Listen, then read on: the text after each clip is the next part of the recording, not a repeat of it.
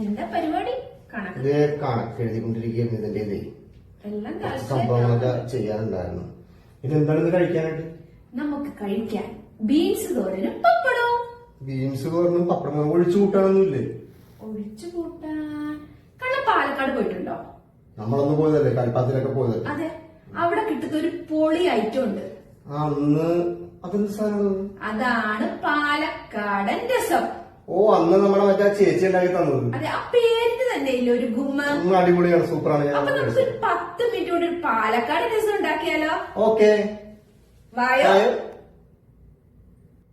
അപ്പം നമ്മുടെ പാലക്കാടൻ രസം ഉണ്ടാക്കാൻ വേണ്ടി ഞാനൊരു മീഡിയം വലിപ്പത്തിലുള്ള തക്കാളി ചെറിയ കഷ്ണങ്ങളായി മുറിച്ച് വെച്ചിട്ടുണ്ട്. പിന്നെ നമുക്ക് വേണ്ടത് കുരുമുളക്, അതായത് ചതക്കാൻ വേണ്ടിയാണ് കുരുമുളക്, ചെറിയ ജീരകം.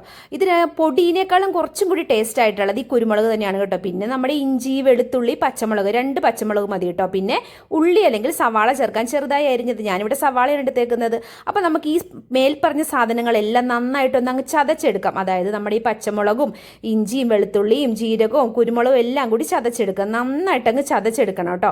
അപ്പോൾ ആ ചതച്ചെടുത്ത കൂട്ട് നമുക്കൊരു പാത്രത്തിലോട്ട് മാറ്റി വെക്കാം. അവന് നമുക്ക് ആവശ്യമുണ്ടല്ലോ. അപ്പോൾ അതിനുശേഷം പിന്നെ നമ്മൾ ചെയ്യേണ്ടത് ഇതിൻ്റെ ഒരു മെയിൻ ആയിട്ടുള്ള ഇൻഗ്രീഡിയൻ്റ് ആണ് ഞാനിനി പറയാൻ പോകുന്നത്. എല്ലാവരും ശ്രദ്ധിച്ച് കേട്ടോണേ.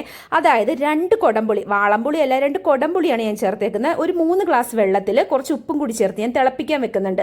നന്നായിട്ട് തിളച്ച് കഴിയുമ്പോഴത്തേക്കും ആ കൊടംപുളിയുടെ സത്തൊക്കെ അതിൻ്റെ അകത്തോട്ട് ഇറങ്ങും കേട്ടോ. അപ്പോൾ വേഗം ചട്ടി വെക്കുക. ചട്ടി വെച്ചതിന് ശേഷം നമ്മുടെ ഉലുവ ഇടുക. ഉലുവയിട്ട് മൂത്ത് കഴിയുമ്പോഴത്തേക്ക് നമ്മുടെ കടുകിട്ട് നന്നായിട്ട് പൊട്ടിക്കുക. കടുകിട്ട് നന്നായിട്ട് പൊട്ടിച്ചതിന് ശേഷം നമ്മൾ എന്ത് ചെയ്യുക, നമ്മുടെ ഈ ചതച്ച് വെച്ച കൂട്ടുണ്ടല്ലോ, അതായത് നേരത്തെ ചതച്ച് വെച്ച രസത്തിൻ്റെ മെയിൻ ആയിട്ടുള്ള ആ കൂട്ട് അതുകൂടി ചേർത്ത് നന്നായിട്ട് അങ്ങ് മൂപ്പിക്കുക.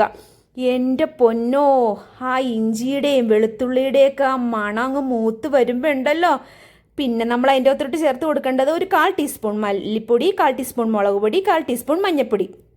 ഇത്രയും പൊടികളാണ് നമുക്ക് ആവശ്യമായിട്ടുള്ളത് കേട്ടോ. പുറത്തുനിന്ന് കിട്ടുന്ന രസത്തിൻ്റെ കൂട്ടിനൊന്നും ഒരു ടേസ്റ്റും ഇല്ലെന്ന്. ഇങ്ങനെ ഒന്ന് വെച്ച് നോക്കണം, അത് തകർക്കും മക്കളെ.